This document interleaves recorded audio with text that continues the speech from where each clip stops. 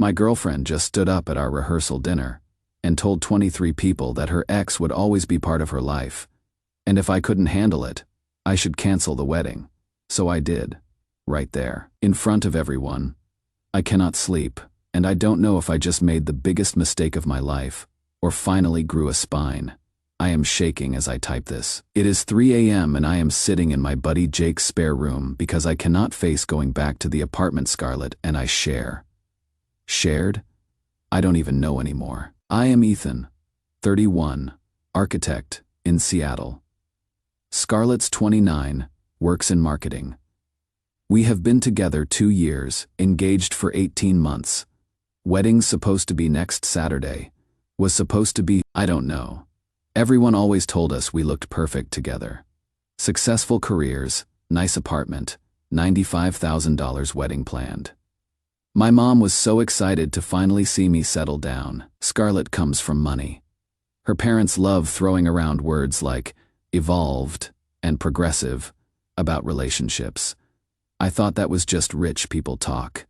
But there is this guy, Camden, her ex from college. They dated on and off for like 8 years. When I met Scarlett, she had just finally broken up with him.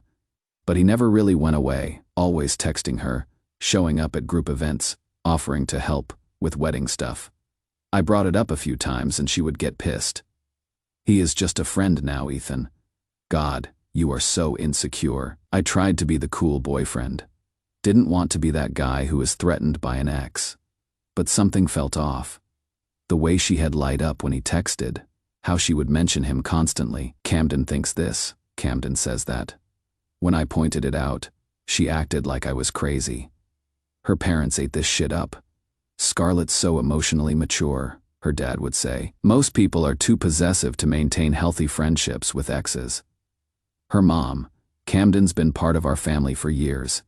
Ethan needs to understand that love isn't possessive. I felt like I was taking crazy pills. This last month has been hell. Camden came back from some photography trip in Europe, and suddenly Scarlett's never available. Working on an art project with Camden. Processing our relationship history before the wedding. Coming home at midnight, all dressed up, claiming they were just talking. When I said I was uncomfortable, she flipped out. You are trying to control who I can be friends with. My friend Aurora. She was supposed to be in the wedding party. Kept telling me this wasn't normal. Engaged women don't spend every night with their exes. Ethan, wake up. But I have already put $95K into this wedding. Invitation sent, honeymoon booked. I kept thinking she'd snap out of it once we were married. Then tonight happened, the rehearsal dinner. Everything seemed normal at first. Both families there, wedding party, couple of close friends. Scarlett seemed weirdly confident all evening. Camden was there. Apparently she had invited him despite me asking her not to. He kept smirking at me like he knew something I didn't. We got through dinner, the toasts. My best man gave this speech about commitment and putting your partner first. Scarlett was nodding along, smiling. Then she stood up. I have something to say too, she announced. Everyone got quiet, expecting the usual bride. Thank you speech. Instead she goes, I want everyone here to understand something important. Ethan and I are building a modern relationship. Camden has been part of my life for 8 years, and he always will be. If Ethan cannot accept that, he should call off the wedding. The room went dead silent. I mean dead. You could hear people breathing. My parents looked like they had been slapped. Her parents were nodding like she had just said something profound. Camden was grinning like Christmas morning. I sat there for what felt like forever but was probably 10 seconds. Everyone staring at me, waiting to see if I would take this public humiliation and smile. My heart was pounding so hard I thought I might pass out. I stood up. My legs felt shaky, but I managed to say, Scarlett, did you just give me an ultimatum about your ex-boyfriend in front of our families, a week before our wedding? She lifted her chin, defiant as hell. I am being honest about my boundaries. Something snapped. Not angry snapped, but clarity snapped. I looked around the room at 23 people who had just watched my girlfriend publicly humiliate me. I took off my engagement ring and set it on the table. Okay, I said. I am calling off the wedding. Then I walked out. My phone's been blowing up for 6 hours. Her mom's screaming about deposits. Her dad threatening to sue me for breach of promise. Scarlett's been texting non-stop. First angry, then panicked, now begging. Camden hasn't said shit, of course. This was never about him wanting her. This was about proving he could take her away from me. I don't know what I am supposed to do now. Cancel the honeymoon. Call everyone. Face my coworkers on Monday. I keep second-guessing myself. Was I too hasty? Should I have tried to work it out privately? But she chose to humiliate me publicly. That has to mean something, right? Jake says I did the right thing. No woman who loves you puts you in that position, he keeps saying. But I am scared. What if I just threw away the love of my life because my ego couldn't handle her having a male friend? I cannot think straight. I need sleep, but my brain will not shut up. We'll update when I figure out what the hell I am going to do next. Update 1. Holy shit, guys. It has been 5 days since I posted, and my entire life has imploded. Thanks for all the messages. Some of you saw this coming from a mile away. I wish I had listened to my gut sooner. So the morning after the rehearsal dinner, I woke up on Jake's couch, feeling like I had been hit by a truck. First thing I see is 47 missed calls from Scarlett's mom. The voicemail started angry. How dare you embarrass our family? And progressed to threatening. You are financially responsible for every penny of this wedding. Scarlett had been texting all night. Started with, we need to talk, and escalated to, you are destroying us, over nothing. And finally, I cannot believe you had thrown away 2 years over one comment. One comment. She called publicly humiliating me in front of both our families. One comment. I went back to our apartment to get clothes, and she was there still in her rehearsal dinner dress, looking like hell, eyes all puffy, makeup smeared. Part of me wanted to comfort her. We had been together 2 years. Ethan, please, she said. I didn't mean it the way it sounded. I was just trying to be upfront about Camden being in my life. I asked her point blank. Did you practice that speech? Long pause. Answer me, Scarlett. Did you plan what you were going to say? Another pause. I wanted to be clear about my expectations. That is when it hit me. This wasn't some spur-of-the-moment honesty. She had planned to humiliate me. Probably discussed it with Camden. Maybe even with her parents, given how they were nodding along. I had been set up. I packed 2 suitcases and told her I was staying with Jake until I figured things out. She followed me around the apartment crying, asking how I could throw away our life together. What life? I asked. The one where you spend every night with your ex and then publicly announce he will always come first. That is not what I said. That is exactly what you said, Scarlett, in front of my parents, who flew here from Portland for our wedding. The legal stuff has been a nightmare. Her dad actually called my office threatening to sue for breach of promise. My lawyer laughed when I explained what happened. 23 witnesses heard her give you an ultimatum to cancel the wedding, he said. You accepted her ultimatum. Any judge would throw this out. Thank God for that, because I was freaking out about the money. Work has been weird. People keep asking about the wedding. I have been telling them it is postponed indefinitely. My boss pulled me aside yesterday and asked if I was okay. You look like shit, Blackwood. I do. I have lost like 8 pounds this week, and I wasn't heavy to begin with. Aurora called me Tuesday night. Remember, she was supposed to be a bridesmaid. She had been friends with Scarlett for 3 years. Ethan, she said. I need to tell you something. Scarlett and Camden have been sleeping together. My stomach dropped. What? Monday night, after your rehearsal dinner disaster? My friend Sarah works at that hotel downtown where Camden's staying. Saw them go up to his room together around midnight. Didn't come down until morning. I wanted to throw up. While I was at Jake's house questioning whether I had made the biggest mistake of my life, Aurora was crying on the phone. I am so sorry, Ethan. I should have told you months ago that something was going on. What do you mean months ago? The way she talked about him, the way she would get excited when he texted. I tried to convince myself it was just nostalgia, but she told me Scarlett had confided that she and Camden had unfinished business and needed to explore their connection before committing to marriage. Explore their connection? while planning a wedding with me, while I am dropping $95K and thinking we are building a life together. She is treating our relationship like a placeholder until she figured out her feelings for another man. Aurora said she was done with Scarlett.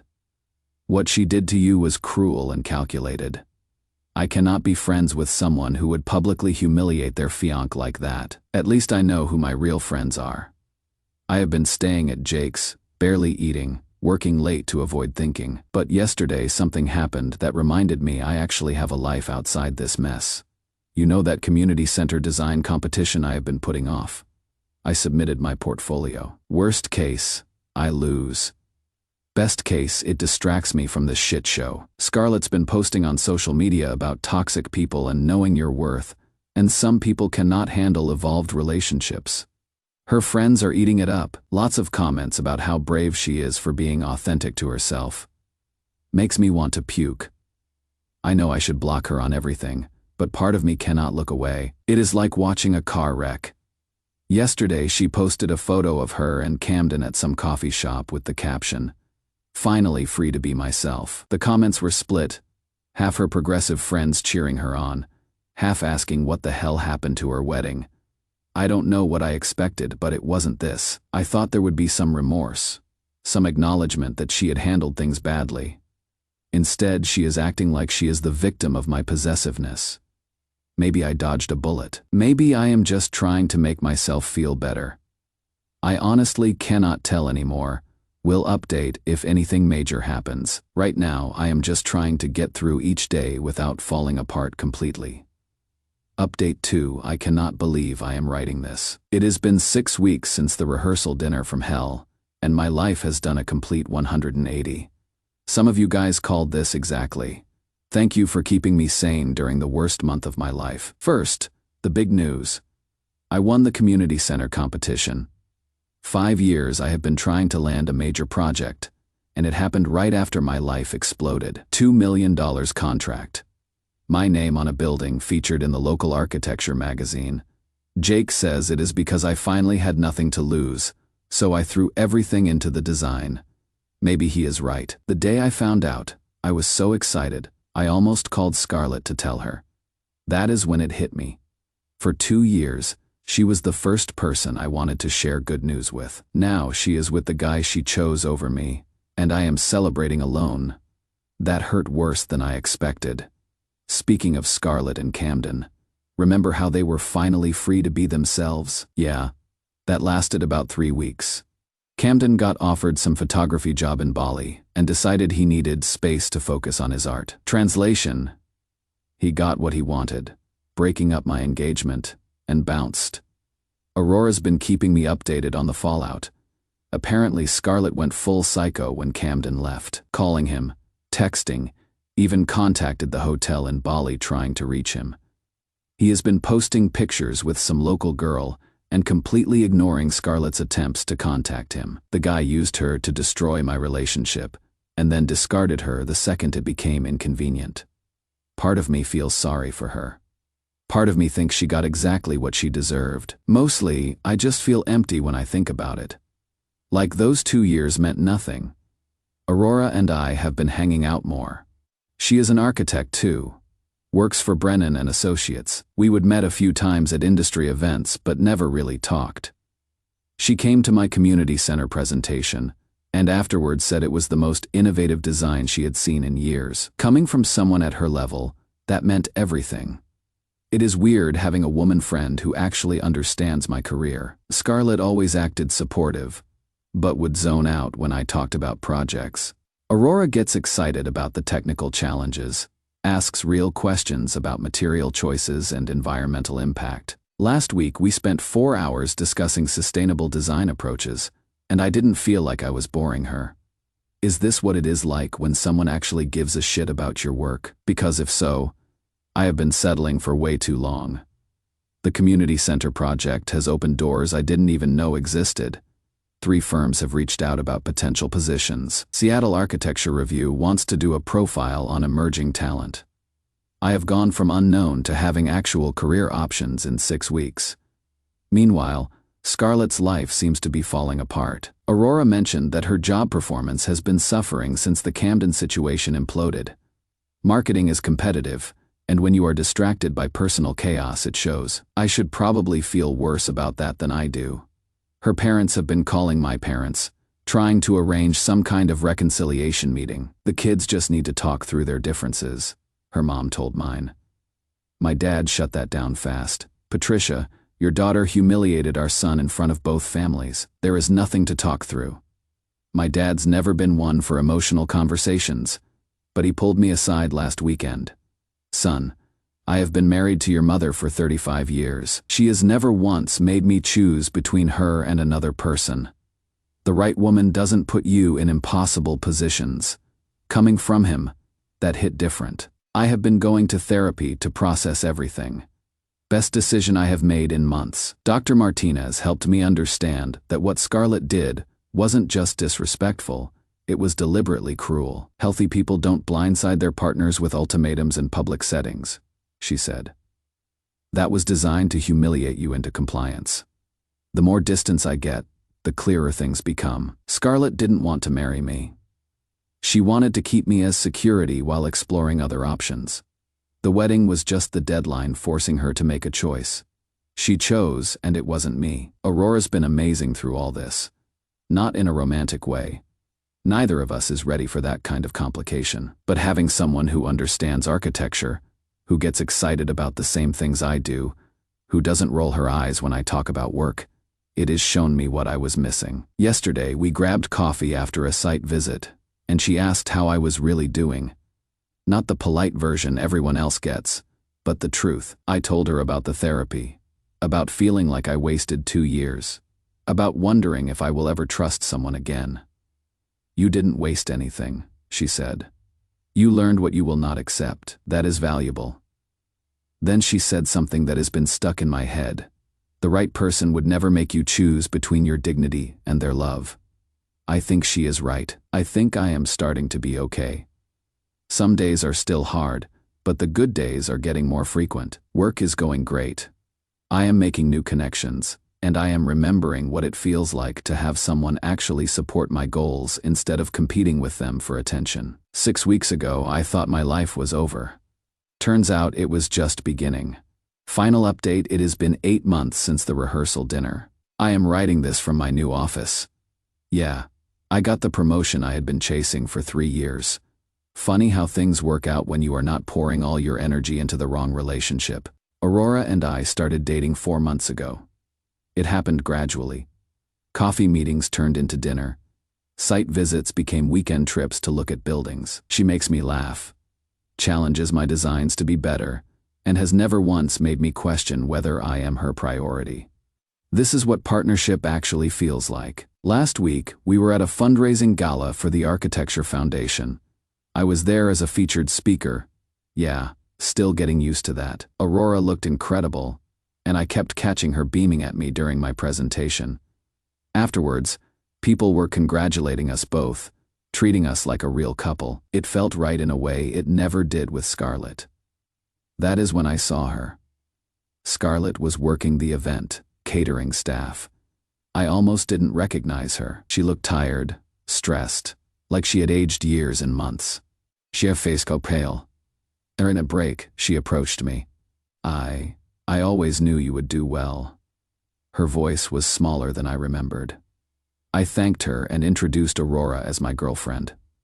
Scarlett's forced smile was painful to watch. Later, she asked if we could talk privately against my better judgment.